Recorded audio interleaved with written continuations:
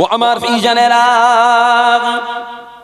আল্লাহর ওলি আমার দাদা হুজুর পীর কেবলা রাহমাতুল্লাহ আলাইহি হুজুরের কামেল খলিফা সুফি সাইমউদ্দিন সাহেব বলেন, একদা আমরা কয়েকজন জাকিরিন ফুরফুরা শরীফে গিয়েছিলাম। ফুরফুরা শরীফের পীর মুজাদ্দিদে জামান আলা কাদরা দাদা হুজুর পীর কেবলা রাহমাতুল্লাহ আলাইহি প্রতিদিনে ফজরের নামাজটা আদায় করিয়ে আমাদের একটুখানি মোরাকাবা শিক্ষা দিয়ে আমাদের ঘরে বলেছিলেন, ও বাবা মুরিদিরা আসো বাবা আসো, মাদ্রাসার পুকুরের পানাগুলো তুলতে হবে বাবা। সুফি সাইমউদ্দিন সাহেব বলেন, কালটা ছিল খুব কঠিন ঠান্ডা, পুকুরের পানিও ছিল খুব ঠান্ডা, তারপরেও আমার পীরের অর্ডার, আমি পুকুরে ঝাঁপ দিয়ে পড়ে পানাগুলো তুলতে লেগেছিলাম।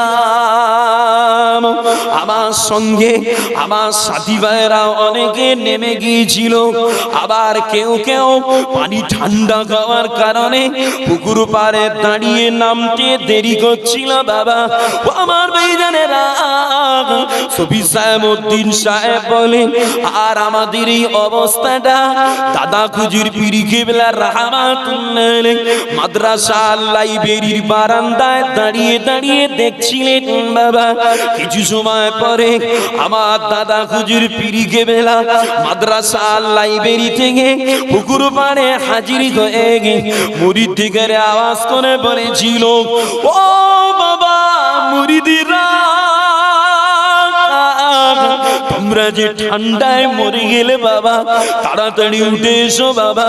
সুফি সাইমউদ্দিন সাহেব বলেন, আমার পীরের অর্ডার, যেই না আমি পুকুর থেকে ডাঙায় উঠে এসেছিলাম, ওই সময় দেখতে পাই আমার গোটা শরীর দিয়ে আল্লাহর জিকির শুরু হয়েছে বাবা।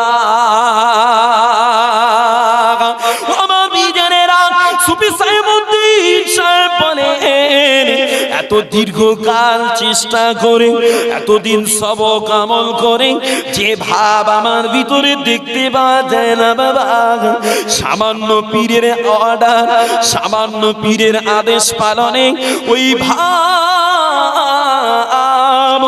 আল্লাহ আমার ভিতরে জারি করে দিয়েছে। আমার বিজানেরা, আল্লাহর ওলি মুজাদ্দিদে জামান আমার দাদা হুজুর পীর কেবলা রাহমাতুল্লাহ আলাইহি হুজুরকে আমার আল্লাহ পাক এমন এক নিয়ামত আলা করেছিলেন বাবা। আমার দাদা হুজুরকে দেখলে কলিজার ময়লা দূর হয়ে গিয়ে অন্তরে আল্লাহ রাসূলের মহব্বত পয়দা হয়ে জবানে আল্লাহর নামের জিকির শুরু হতো বাবা। বাবাজিরা, আর মানব জীবনে কলিজায় জিকিরের হাল, জবানে আল্লাহ জিকির চালু রাখতে গেলে ফরজ ওয়াজিব সুন্নাতের গুরুত্ব দিতে হবে বাবা। খাদ্য খোরাক দেখে শুনে খেতে হবে, কেননা আল্লাহর নবী দয়ার নবী জানিয়েছেন বাবা সাহাবারা, খাদ্য খোরাক খাওয়ার ক্ষেত্রে যে ব্যক্তি দ্বিধাবোধ করে না যে আমার খানাটা কোথা থেকে এলো, আমার আল্লাহ পাক এটাও দ্বিধাবোধ করবেন না জাহান্নামের কোন দরজা দিও কি জাহান্নামে দেব। যে খাদ্য খোরাক খাওয়ার ক্ষেত্রে যারা দ্বিধাবোধ করে না যে আমার খানা কোথা থেকে এসেছে, আমার আল্লাহ এটাও দ্বিধাবোধ করবেন না জাহান্নামের কোন দরজা দিয়ে ওকে জাহান্নামে ঢুকাবো। বাবাজিরা, হুজুরে কালচারকে নিতে পছন্দ করে, ঠিক কিনা বলেন? এখন তো মডার্ন হয়েছে, কিছু কিছু বাপ আর মা সোনার মানিক কচি কচি বাচ্চাদের শেখায় আব্বাকে আব্বা বলে না, বলে ড্যাডি বলে ডাকো, ড্যাডি। ড্যাড শব্দটা কি? ইংরেজি। বলে কারা? ইহুদিরা, আব্বা শব্দ পছন্দ হলো না, ইহুদিদের ভাষা পছন্দ হচ্ছে। আব্বা বলে আন্টি বলো, সে ফুবুমা বেটিমা এসব শব্দ উঠে যাচ্ছে। ঠিক না ভুল বলছি? মাকে বলছে মাম্মি মাম্মি, কেন রে? ইহুদিদের ভাষা তোদের এত পছন্দ হলো, মডার্ন হতে হতে ইহুদিদের কালচার মেনে নিচ্ছিস কি গো? অথচ আমার নবী বলছে মান তাসাব্বাহা বিকওমিন ফাহুয়া মিনহু, যে যে কওমের যে যে জাতির আদর্শটাকে কপি করবে, ভালো লাগাবে, মেনে নেবে, তাদের সাথে তাদের হাসর হবে না। ওসব চিন্তা নেই, শিক্ষা হয়েছে, মডার্ন হতে হবে। ইংরেজি শব্দ ইউজ করছেন, আমি মানা করছি না ইংরেজি পড়তে, মানা করছি না ইংরেজি চালু করতে, কিন্তু যেগুলো আমাদের চলছে সেগুলো চলুক না। আব্বা আম্মা, ফুবু জান, বেটি জান, চাচা জান, চাচি আম্মা, কত সুন্দর ভাষা, এসব ছেড়ে দিচ্ছেন কেন বাবাজিরা? আল্লাহ নবী হাদিস পাকে বললেন ওয়া আমা সাবারা ইলবাসুস সিয়াবুল বাইয়্যা, বাবা সাবারা তোমরা সাদা কাপড় পরিধান করো। কেন? ফাইন্নাকা আতহারু ওয়া আতয়াবু, আল্লাহ নবী বললেন সাদা পোশাক হলো পবিত্রতা অর্জনের জন্য উত্তম, আর সাদা পোশাক পরলে দেখতে ভালো লাগে। বলেন সুবহানাল্লাহ। বাবাজিরা, তার মানে আমি বলছি না যে কালারিং পোশাক পরা যাবে না, তবে এটা বলছি সর্ব কালারের পোশাক পরি আমরা, অসুবিধা নেই, তবে সাদা পোশাক পরাটা উত্তম, ভালো। সাদা পোশাক পরলে অজানা নাপাক থেকে বাঁচা যায়। যেমন আপনি টয়লেটে গিয়েছেন, গায়ে জামা আছে সবুজ কালার, টয়লেট করতে গিয়ে আপনার অজান্তে পেশাবের ছিটে ফোঁটা আপনার জামায় লেগে গেল, আপনি জানেন না। এখন বলে এই যে সবুজ কালার জামায় ইস্তেঞ্জা ছিটা লেগেছে, আমি জানি না, এই জামাটা আমি দুদিন পরবো না, যতদিন পরার মতো হাল থাকবে পরবো, যতদিন জামা পরার মতো অবস্থা থাকবে পরবো। কিন্তু ওই জায়গায় জামাটা যদি সাদা হতো, একবার ছাড়া দুবার, একদিন ছাড়া 1.5 দিনের বেশি সাদা জামা পরা যায় না, পরিষ্কার করতে হয়। যদি এটা হয় তাহলে আমার অজান্তে যে নাপাকিটা আমার জামায় লেগেছে, আমি কিন্তু তার থেকে খুব সহজেই বেঁচে গেলাম। ঠিক না ভুল বলছি? বুঝতে পারছেন? হ্যাঁ, এই জন্য মুস্তাহাব। বাবাজিরা, আল্লাহর নবী তাই বললেন ওয়াকাফিনু ফিহা মাউতাকুম, এমন কি তোমাদের মৃতদের ঘরে যে কাফনটা পরাবে ওটাও সাদা কাফন দেবে, সাদা কাপড় দেওয়া উত্তম, মুস্তাহাব, ভালো। বাবাজিরা, তবে দুনিয়া পৃথিবীর জমিনে আওকাত অনুযায়ী পোশাক পরা ভালো। কেননা আল্লাহর নবী হাদিস পাকে বললেন মান লাবিসা সাওবা শুহরাতিন ফি দুনিয়া, আল্লাহর নবী বলছে বাবা সাহাবারা, দুনিয়ার জমিনে যে ব্যক্তি সুনামের পোশাক পরবে, আমার আল্লাহ পাক কিয়ামত হাসরের মাঠে আলবাসা খুল্লাবু তাওবা মাসালাতিন ইয়াউমাল কিয়ামা, আমার আল্লাহ কিয়ামতের দিন তাকে অপমানের পোশাক পরাবে। অপমানের পোশাক, সুনামের পোশাক বলতে কি বোঝায়? না, যে পোশাক পরলে মনে মনে গর্ব হয়, অহংকার হয়, মনের ভিতরে একটা বিশাল ভাব আসে যে আমি একটা বিশাল ব্যক্তি, এরকম পোশাক পরতে নবী নিষেধ করছেন। তবে দুনিয়ার জমিনে আওকাত অনুযায়ী পোশাক পরিধান করা ভালো। আসেন আলোচনা করি আওকাত অনুযায়ী পোশাক পরার কেন দরকার। ও আমার এই জানেরা, ও যুবকেরা, ও আল্লাহর নবীর দিওয়ানারা, আল্লাহর নবী দান নবী প্যারা নবী আমার, একদা কোন এক সাহাবা হুজুরকে দেখতে পেয়েছিলেন, যে সাহাবা হুজুরটা সাদা মাটা মামুলি ধরনের পোশাক পরে আল্লাহর নবীর সামনে এসেছিল। বাবা, আল্লাহর নবী দান নবী প্যারা নবী আমার, ওই না সময় সাহাবা হুজুরকে জিজ্ঞাসা করেছিলেন, ও বাবা সাহাবা, তোমার কি মালামাল আছে নাকি বাবা? সাহাবা হুজুর বলেন, হ্যাঁ ইয়া রাসূলুল্লাহ, আবার সব ধরনের মাল আছে হুজুর। আল্লাহ পাক আমাকে ওট, ঘোড়া, দুম্বা, মিসবান, গোলাম প্রভৃতি দান করেছে বাবা। আল্লাহ নবী দান নবী ওই সময় সাহাবা হুজুরকে বলেছিলেন, ও আমার সাহাবা, আল্লাহ পাক যখন তোমাকে সমস্ত প্রকার মাল দিয়েছে, অতএব আল্লাহ নিদর্শনের আলামত তোমার ভিতরের লক্ষ্য পাওয়া উচিত, না করলে কৃপণতা প্রকাশ পাবে। বাবাজিরা, আল্লাহ নবী বললেন, আর কৃপণতা ভাব আসে শয়তানের তরফ থেকে, শয়তান ফুরিয়ে যাওয়ার ভয় দেখায়।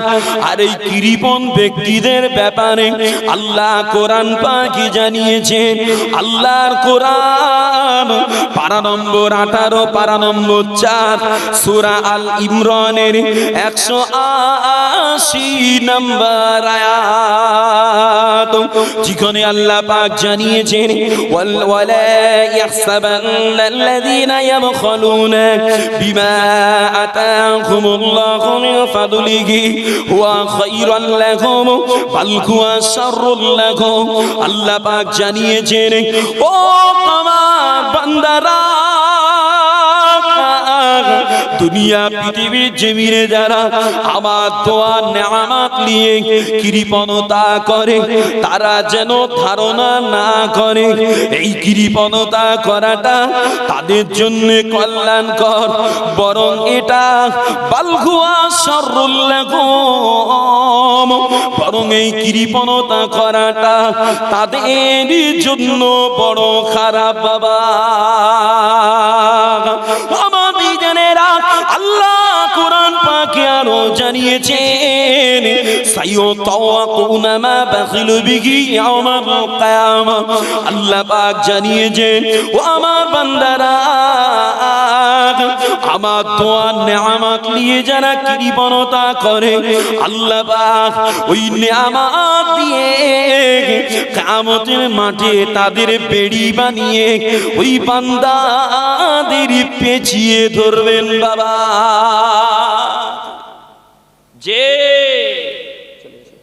তুই চলে এসো বাবাজিরা, আল্লাহর দোয়া নিয়ামত নিয়ে যারা কৃপণতা করে, ওই যে মাল নিয়ে কৃপণতা করছে ওটাই তাদের জন্য বেড়ি হয়ে আল্লাহ তাদের পেঁচিয়ে ধরবেন। কৃপণ ব্যক্তিরা সহজে কিন্তু আল্লাহ জান্নাতে যেতে পারবে না। ও আমার ভাইজানেরা, আল্লাহ নবী দান নবী প্যারা নবী আমার এই হাদিস পাকে জানিয়েছেন, খসলাতানি লা তাসতামিআনি ফিল মুমিনিল বুখলু ওয়া সুউল খুলুক। আল্লাহ নবী বললেন, ও আমার সাহাবারা, মুমিনের ভিতরে দুটো স্বভাব একত্রিত হতে পারে না বাবা, একটা হলো কৃপণতা, আর একটা হলো বদ স্বভাব। আমার বিজানেরা, আল্লাহ নবী সাহাবা হযরত আবু বকর সিদ্দিক রাদিয়াল্লাহু আনহু হুজুরাবাদ তাই জানিয়েছেন, ও আল্লাহ নবী সাহাবারা, আমি আল্লাহ নবীকে বলতে শুনেছি, ধোঁকাবাজ, কৃপণ, দান করে খোটা দানকারী, এরম ব্যক্তিদের জন্য আল্লাহর জান্নাতে যাওয়া কঠিন হয়ে যাবে। কটা ব্যক্তি? ধোঁকাবাজ, যে মানুষকে ধোঁকা দিয়ে দিয়ে বেড়ায়, দেবো বলে দেয় না, ওয়াদা করে খেলাপ করে, মানে কমিটিকে ধোঁকা দিচ্ছে, 5000 নারায়ে তাকবীর, ওর বাপকে জান্নাতে পাঠিয়ে দিলাম দোয়া করে, পরে বলতে যে সবাই বলেছ বলে আমিও বলেছি, ও হবে না, টাকা দিতে পারবো না। বাবাজিরা, আর কৃপণ, যারা মালে কৃপণতা করে, ব্যয় করতে কৃপণতা করে, খাওয়ায় কৃপণতা করে, এলাক পোশাকে কৃপণতা করে, অথচ দাওয়াত করলে কোমরের সুতো ঢিলে করে খায়, বাড়ি কিনতে যায় না। এরা মাসে না না, বড় কষ্ট লাগে। সমাজে যাদের একটু আল্লাহ আওকাত দিয়েছে, জমি আছে, বাড়ি আছে, নোটের তাড়া বান্ডিল বাক্সে সাজানো আছে, এরা মানুষেরাই সমাজে কৃপণতা করে। আর পোশাক টেরিকটের লুঙ্গি ছাড়া পরে না। আর টেরিকটের লুঙ্গি তো জানেন স্বভাব খুব ভালো, একবার কিনলে মিনিমাম 2-4 বছর পরা যায়। যে দিন দিন টেরিকটের লুঙ্গি গুটিয়ে গুটিয়ে এমন স্প্রিং হয়েছে, চাষার গুটাতে গুটাতে হেঁটোর মালা টপকে দিচ্ছে, হাফ সেঞ্চুরি পার, তাও চাষা চালাচ্ছে। এরা মাসে না নাই টেরিকট। অথচ নবী বলছে আওকাত থাকলে ভালো পোশাক পরো, কিন্তু আওকাত নাই, বিবি মাঠে খাটে, ছেলেটা পরের কারখানায় কাজ করে বেড়া। আরে বাড়ির সাহেব যে কোটটাই প্যান্ট শার্ট পরে মোড়ের মাথায় পরের কাছ থেকে সিগারেট চেলিয়ে টান মারতেছে আর বাতেলা ঝাড়তেছে, এরম করলে কিন্তু মার ফরজ। যে বাড়িতে হাঁড়ি চড়ে না, পোশাক দেখলে মনে হয় রাজার ছেলে, না চলবে না। যেমন আওকাত আছে তেমন পোশাক পরেন, যেমন রয়েছে তেমন পরেন। আর যাদের আওকাত দিয়েছে অথচ কৃপণতা করেন, তাদের বলছি ভালো পোশাক পরেন, যেন ফকির এসে আপনার কাছে ভিক্ষে যেন লজ্জা না পায়। যে কিছু কিছু চাষা আছে, সব আছে আল্লাহর রাস্তে, এতিম হয়ে বাজারে ঘুরে বেড়ায়, ফকির ভিক্ষা করতে এসে চাষারা দেখি মনে করে এরে আরো 2 পয়সা দেজালি ভালো হয় না, এগুলো ভালো না। কৃপণতা স্বভাব আল্লাহ পছন্দ করে না। কৃপণতা আসে শয়তানের থেকে। শয়তান বলে এই ফুরিয়ে যাবে, এই কমে যাবে, রেখে দে, খাস নে। চাল চিবিয়ে চিবিয়ে দুনিয়া করে কবরে যাচ্ছে, ছেলেরা নাতিরা পোতারা বাহাদুরি দিচ্ছে, 2 পয়সা দানও করে না। ঠিক না ভুল বলছি? বড় কষ্ট লাগে। চলে আলোচনা করি। আমার আলোচনা বুঝতে কষ্ট হয় না তো বাবাজিরা? কষ্ট নেন না, বুঝার চেষ্টা করেন। ও আমার ভাইজানেরা,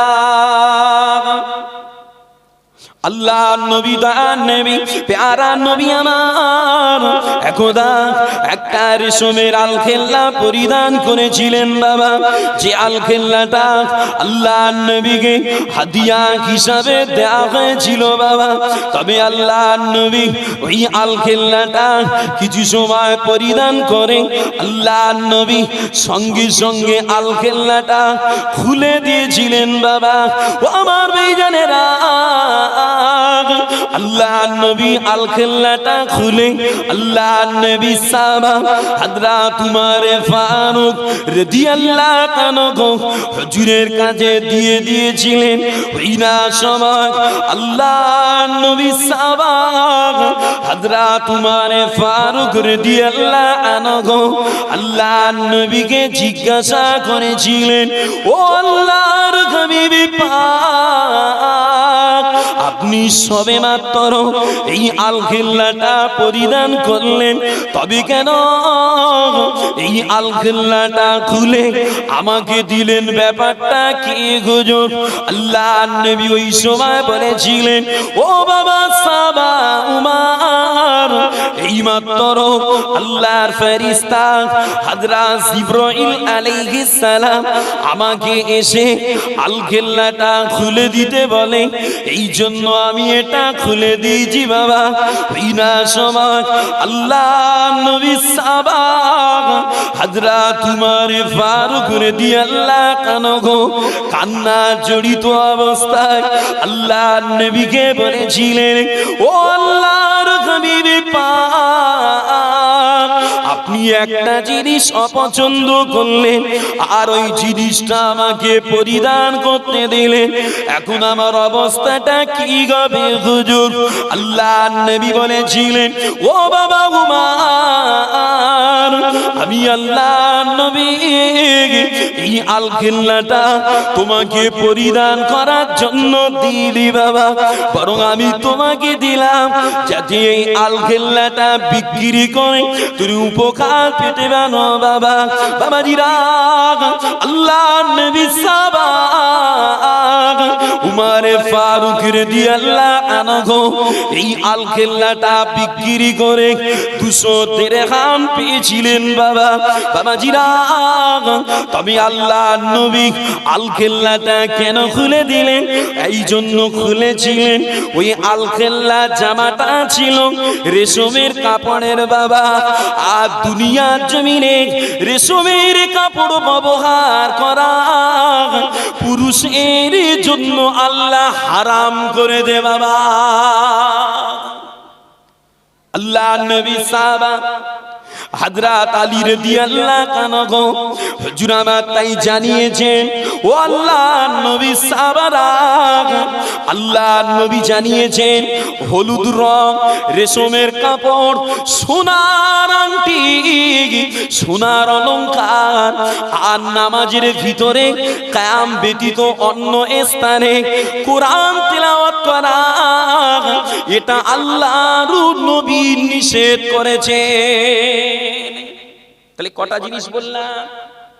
হলুদ রং, হলুদ রঙের কাপড় পুরুষরা ব্যবহার করবে না, এটা পুরুষের জন্য নিষেধ। আর রেশমের কাপড় পুরুষের জন্য ব্যবহার করা যাবে না, তবে কাপড়ের টানা হিসাবে 4 আঙুল পরিমাণ কাপড় টুকরা টুকরা কেটে কেটে ডিজাইন করা যেতে পারে। বাবাজিরা, আর একটা হলো সোনা, সোনার আংটি, সোনার হার, সোনার বালা, পুরুষের জন্য সোনা হারাম। পাশাপাশি গলায় হার, সেটা সোনার হোক, কেনা হোক আর রূপার হোক, পুরুষের জন্য হারাম গলায় হার পরা। কানে দুল পুরুষের জন্য হারাম। তবে অলংকার পরার যদি এতই ইচ্ছা হয়, বেটা ছেলেরা রূপার আংটি তৈরি করে পরতে পারে। কেন পরব না? আসেন একটু বলি। আল্লাহর নবী, দয়ার নবী, প্যারা নবী আমার যখন যে পারস্য রাজা কিসার সম্রাট কায়সার নাজ্জাশীর নিকট আল্লাহর নবী দ্বীনের দাওয়াত দিয়ে পত্র লেখার ইচ্ছা করেছিলেন, ওই সময় আল্লাহর নবী সাহাবারা আল্লাহর নবীকে বলেছিলেন, ও আল্লাহর হাবিবে পাক, ওরা ইসলাম যুক্ত, সিল যুক্ত পত্র ছাড়া গ্রহণ করে না। হুজুরে পাক ওই সময় ইসলাম বানানোর জন্য একটা রূপার আংটি তৈরি করেছিলেন, যে আংটির চাকতিতে রাসূলে পাক 3 লাইনে লিখেছিলেন, লা ইলাহা ইল্লাল্লাহ মুহাম্মাদুর রাসূলুল্লাহ সাল্লাল্লাহু আলাইহি ওয়াসাল্লাম। বাবাজিরা, রাসূলে পাক যখন ইসলাম মানতেন তখন আংটির চাকতিটা হাতের উপরে রেখে এরম ঘুরিয়ে নিয়ে মেরে দিতেন। কাজ মিটে গেলে ওটা রাসূলে পাক ঘুরিয়ে আবার হাতের ভিতরটাতে রাখতেন। এখন যদি আমাদের কারো ইচ্ছা হয় অলংকার ব্যবহার করতে, পুরুষের জন্য রূপার আংটি ব্যবহার করতে পারেন, যে তবে নিয়াত যদি এরম হয় আমার রাসূলে পাক রূপার আংটি ব্যবহার করেছেন, ওই জন্য একটা রূপার আংটি ব্যবহার করব, ইনশাআল্লাহ তাআলা বলছি আমাদের জীবনে একটা সুন্নাত আমল হয়ে যাবে। বলেন সুবহানাল্লাহ। একটু মহব্বতে বলছেন না সুবহানাল্লাহ। তবে রূপার পরিমাণটা হতে হবে 3.5 রতির কম পরিমাণ রূপা। এই 3.5 রতির অধিক রূপা দিয়ে কিংবা পুরোপুরি 3.5 রতি রূপা পুরুষ ব্যবহার করতে পারবে না। 3.5 রতির কম পরিমাণ রূপা দিয়ে আমরা আংটিটা ব্যবহার করতে পারি, আর কিছু নয়, আর কিছু নয়। বড় কষ্ট লাগে, সমাজে তো দেখছি নাতি হয়েছে, নানু ভাই সোনার আংটি তৈরি করে নাতি ছেলের হাতে পরিয়ে দিচ্ছে। নানা টাকা আছে তো, মেয়ের বিয়ে হবে, জামাইয়ের আশীর্বাদ করতে এসছে, 2 লাখ টাকা দামের সোনার আংটি বানিয়ে জামার আঙ্গুলে ঢুকিয়ে দিচ্ছে। অথচ রাসূলে পাক বলেছেন, বাবা কেউ যদি তার প্রিয়জনকে জাহান্নামের বালা পরাতে চায়, সে যেন তাকে সোনার বালা পরিয়ে দেয়। বাবা, পুরুষের জন্য আংটি ছাড়া বাদবাকি সব অলংকার হারাম, আর সোনা ব্যবহার তো পুরোই হারাম। কেবলমাত্র রূপার আংটি পুরুষ ব্যবহার করতে পারে সুন্নতের নিয়াতে। চলে বাস্তবে একটু আলোচনা করলাম, কষ্ট লাগছে না তো?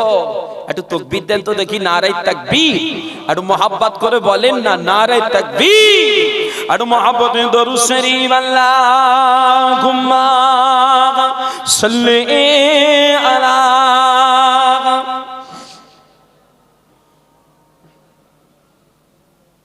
ওয়া আলা আলিহি।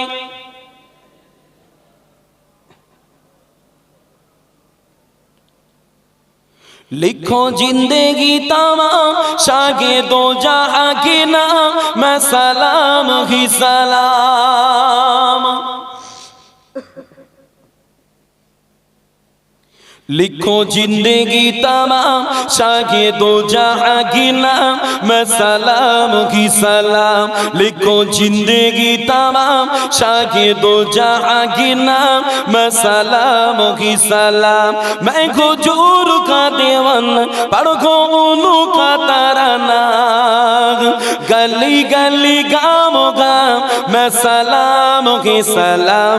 लिखो जिंदगी तमाम शागे दो जहां की नाम लिखो जिंदगी तमाम शागे दो जहां की नाम मैं सलाम की सलाम। कैसा प्यारा नाम रखा अल्लाह ने हुजूर का आमना की लाल यानी आका पुरनूर का। कैसा प्यारा नाम रखा अल्लाह ने हुजूर का आमना की लाल यानी आका पुरनूर का। प्यारा नाम लेके जा होठों प्यार से लेता एक दूसरे को थाम में सलाम के सलाम। लिखो जिंदगी तमाम शागे दो जहां की नाम मैं सलाम की सलाम। जर्रा जर्रा धरती का बोले झोम झोम के और कहेंगे आमीना का माता चोम चोम के। जर्रा जर्रा धरती का बोले झोम झोम के और कहेंगे आमीना का माता चोम चोम के। हो मुबारक आए माँ आज आए तेरी गाँ। हो मुबारक आए माँ आज आए तेरी गाँ। खुदा का खास इनाम में सलाम के सलाम। लिखो जिंदगी तमाम शागे दो जहां की नाम लिखो जिंदगी तमाम शागे दो जहां की नाम मैं सलाम की सलाम। कितना था प्यारा प्यारा मदनी हुजूर का कितना था प्यारा प्यारा मदनी हुजूर का। रो रहा था नन्ना मुन्ना तन्ना एक हुजूर का। कहना भी ये ताजदार याद आए बार बार। कहना भी ये ताजदार याद आए बार बार। ओ हसीन सुबह शाम में सलाम के सलाम। लिखो जिंदगी तमाम शागे दो जहां की नाम लिखो जिंदगी तमाम शागे दो जहां की नाम मैं सलाम की सलाम। अल्लाहुम्मा मोहब्बत सल्ले अला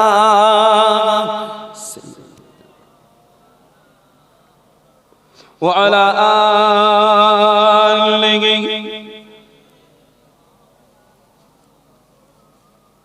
सल्लल्लाहु अलैहि वसल्लम। সকলে পড়েন সাল্লাল্লাহু আলাইহি ওয়াসাল্লাম।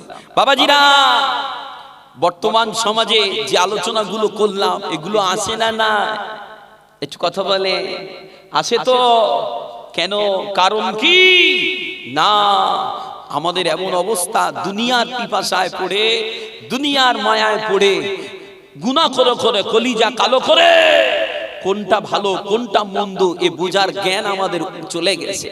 যে এ বুঝার ক্ষমতা আমাদের চলে গেছে। খাস করে সমাজের ছেলেরা দেখছি তো নবীর সুন্নাত আমল তো করেই না বরং গায়ের কম বেদিনদের আখলাক অভ্যাস নীতি আদর্শ কপি করে করে দিল মন এমন হয়েছে নামাজ কালাম কেউ পড়তে পারে না। যে বাস্তব বলেন এতগুলো মানুষ সেখানে বসে আছি নামাজ না পড়লে গুনাহ হবে আমরা জানি না বলেন জানি। আচ্ছা নামাজ পড়বো না নামাজ পড়বই না এরম কি ইচ্ছা আমাদের হয় না? সকলের এমন মনোভাব অন্তরে আছে যে নামাজ পড়বো আল্লাহ যদি সুযোগ দেয় নামাজ পড়বো। নামাজ পড়তে চায় হাতে সময়ও আছে রোজা করতে চায় শরীর সুস্থ থাকে কিন্তু কে যেন আমাদের পিছন থেকে টান মেরে বলে থাক না আজ না কাল থেকে পড়বি। এই কাল করে করে করে করে আমাদের কবরের পেটে ঢুকিয়ে দিচ্ছে বেনামাজি হয়ে কবরে যাচ্ছি। কি ঠিক না ভুল বলছি বলেন?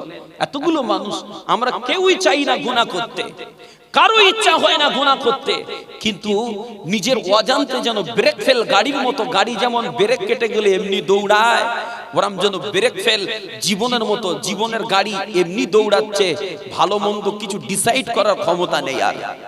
ঠিক না ভুল বলছি? কেন না, গুনাহ করে করে, পাপ করে করে আমাদের সঙ্গ খারাপ হয়ে গেছে, যে ভালো মন্দর জ্ঞান হারিয়ে গেছে, আমাদের সঙ্গটাও বড় খারাপ হয়েছে। আসেন, ভালো হতে পারবেন কেন, কি করলে আল্লাহ আমাদের নামাজে কংক্রিট করবে, একটু আলোচনা করব।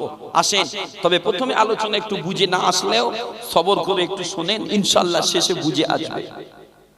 ও আমার ভাইজানেরা, ও যুবকেরা, ও আল্লাহর নবীর দিওয়ানারা, আল্লাহর নবী দান নবী প্যারা নবী সাহাবা হযরত আব্দুল্লাহ ইবনে মাসউদ রাদিয়াল্লাহু আনহু হুজুর আমার বর্ণনা করে জানিয়েছেন, একদা কোন এক ব্যক্তি আল্লাহর নবীর কাছে এসে আল্লাহর নবীকে জিজ্ঞাসা করেছিলেন, ও আল্লাহর হাবিব পাক, ও আল্লাহর নবী, কোন ব্যক্তি কোন বুজুর্গ ব্যক্তিকে মহব্বত করে, কোন বুজুর্গ ব্যক্তিকে ভালোবাসে, অথচ আমলের দিক দিয়ে ওই বুজুর্গ ব্যক্তির স্থানে পৌঁছতে পারে না, এমন ব্যক্তি সম্পর্কে আপনার ধারণাটা কি বলেন হুজুর? আল্লাহর নবী দান নবী ওই সময় জানিয়েছিলেন, ও আমার সাহাবারা, আল মারউ মা মান আহাব্বা, প্রতিটা মানুষ তার সাথী হবে যে যাকে মহব্বত করে, যে যাকে ভালোবাসে। বাবা, এই হাদিসটা থেকে বোঝা যায় দুনিয়া পৃথিবীর জমিনে আল্লাহওয়ালা, নবীওয়ালা, নামাজি মুত্তাকিদের সঙ্গে সম্পর্ক রাখলে বান্দার আখিরাত আল্লাহ আলো করে দেবেন। বাবা, ও আমার ভাইজানেরা, তাই তো আল্লাহর নবী দান নবী প্যারা নবী আমার আল্লাহর নবী সাহাবা হযরত রাসিন রাদিয়াল্লাহু আনহু হুজুরকে ডেকে বলেছিলেন, ও বাবা রাজিন, আমি আল্লাহর নবী তোমাকে দিনের কিছু নীতিমালা বলে দেব বাবা, যেগুলো আমল করলে তোমার দুনিয়া আখিরাত আলো হবে। বাবা, ও বাবা রাজিন, আর ওই নীতিমালা গুলো হলো, যখন তুমি কোন জিকিরের মজলিস পাবে, ওই জিকিরের মজলিসটা তোমার জন্য লাজিম করে নেবে। বাবা, বাবা রাজিন রে, আজ যখন একা থাকবে তখন যত বেশি সম্ভব তোমার জবানে আল্লাহর নামের জিকিরটা করবে। বাবা, আর দুনিয়ার জমিনে যার সঙ্গে বন্ধুত্ব করবে আল্লাহ তাআলার জন্য করবে। বাবা, যার সঙ্গে শত্রুতা করবে আল্লাহ তাআলার জন্য করবে। বাবা, যদি এটা করতে পারো, আমি আল্লাহর নবী বলে দিলাম, তোমার দুনিয়া আখিরাত আলো হবে। বাবা, জোরে বলবেন না সুবহানাল্লাহ? বাবাজিরা, তাহলে আল্লাহর নবী কটা কথা বলেছে হাদিসে? চারটে। একটা হলো জিকিরের মজলিস পেলে জিকিরের মজলিসে বসে যাও, আর যখন একা থাকবে তখন যত বেশি সম্ভব তোমার জবানটায় আল্লাহ আল্লাহ নামের জিকিরটা জপ করো। কেন কেন বলছে এই কথা? আসেন আলোচনা করি। ও আমার ভাইজানেরা, আল্লাহর নবী হাদিস পাকে জানিয়েছেন, ও আমার সাহাবারা, আশ-শাইতানু জাসিমুন আলা কলবি ইবনে আদম, আল্লাহর নবী বললেন, নিশ্চয়ই শয়তান আদম সন্তানের কলিজায় জেগে বসে থাকে। বাবা, যেমন যোগ ধরলে সেটে ধরে লাই, ওরাম দ্বারায় শয়তান আদম সন্তানের কলিজায় সেটে থাকে। বাবা, ওই না সময় আল্লাহর নবী সাহাবারা আল্লাহর নবীকে জিজ্ঞাসা করেছিলেন, ও আল্লাহর হাবিব পাক, ওই শয়তান তোলার মাধ্যমটা কি হুজুর? আল্লাহ নবী বলেছিলেন ফাইদা যাকারাল্লাহ খানাসা, শয়তান তাড়ানোর মাধ্যম হলো জবানে আল্লাহর জিকির বেশি বেশি করা। তবে ওইদা গফলা ওয়াসওয়াসা, তবে যখন আদম সন্তান আল্লাহ জিকির থেকে গাফিল হয়ে যায়, আল্লাহ জিকির থেকে জুদা হয়, তখন আবার শয়তান বান্দার কলিজায় ধোঁকা দেওয়ার সুযোগ খোঁজে বাবা। আল্লাহ নবী তাই জানিয়েছেন ও আমার সাহাবারা লা তুকসিরুল কালামি বিগাইরি যিকিরিল্লাহ, বাবা সাহাবারা আল্লাহ জিকির ছাড়া বেশি কথা বলো না বাবা, কেন না আল্লাহর জিকির ছাড়া বেশি কথা বান্দার কলিজাটা শক্ত করে দেয়, আর শক্ত কলিজার মানুষেরা আল্লাহর রহমত থেকে অনেক দূরে বাবা।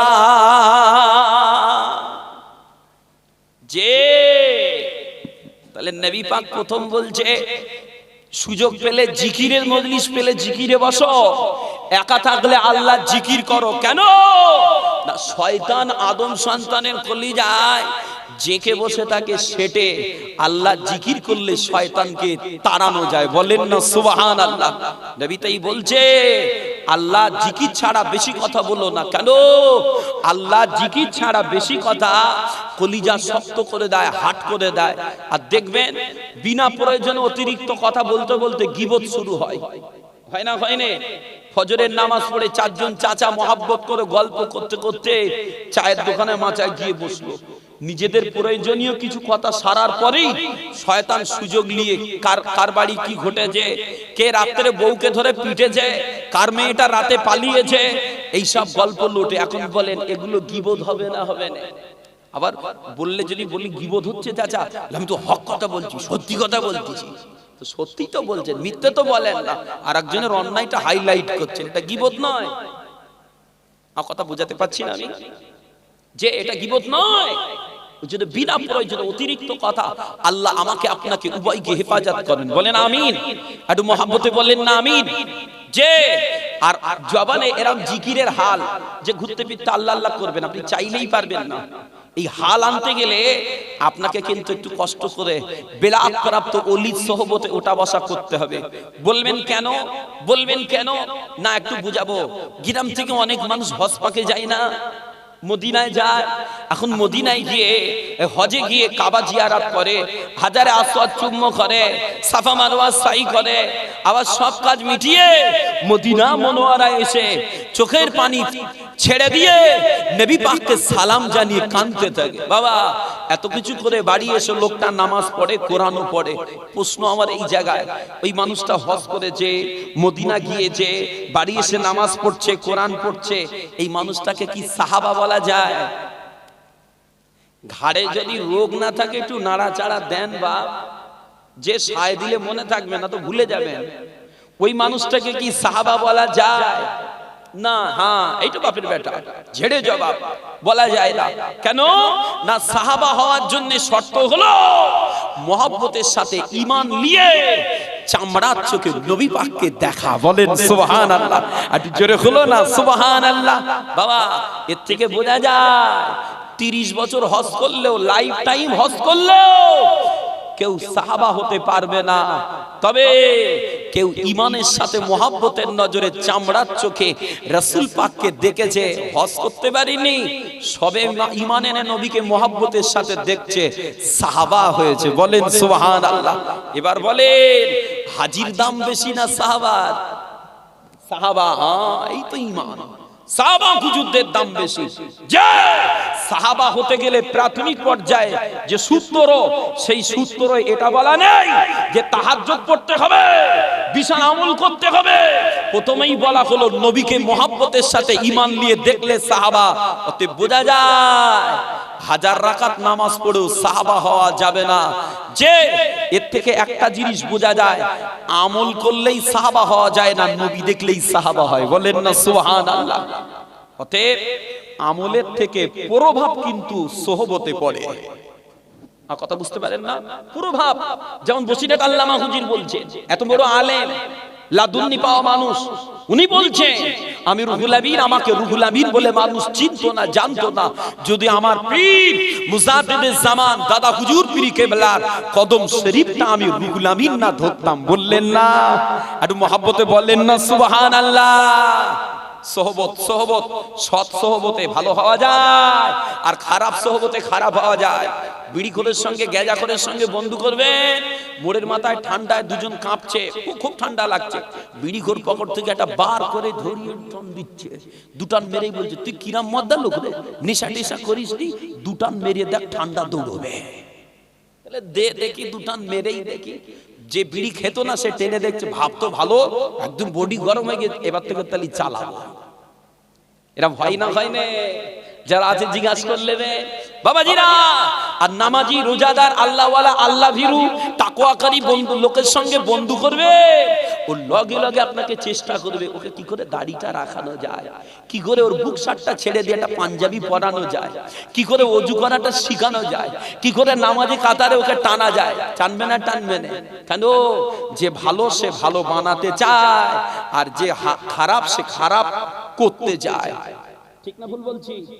যে নিজে মদ খায় তার একজনকে শেখানোর চেষ্টা করে, নিজে বিড়ি টানছে, পাড়ার এক নাতি ছেলেকে বলছে দাদু একটা মেরে দেখ, হেভি সুন্দর। এরম বদমাইশ লোক আছে না? নাই। ছোট বাচ্চা নাতি ছেলেটাকে বিড়ি টানা শিখাচ্ছে, বললে বলে আমার নাতি হয় পাকামু করছি, বিড়ি টানিয়ে পাকামু? ভুল বলছি? ভুল বলছি আমি? নাতিদের সঙ্গে অনেক দাদু আছে নোংরা নোংরা খিস্তি দেয়, কেন রে? বলে দাদু না তো একটু ইয়ার্কি করছি, নোংরা ভাষা শিখি ইয়ার্কি চলছে, ফুলের মতো জীবনটাকে নষ্ট করবে। ও তো কচি মানুষ, যেটা বলবে সেটা চট করে ধরে নেবে, ওর মনে কোনো পাপ নেই, ও সবটা ভালো জানে।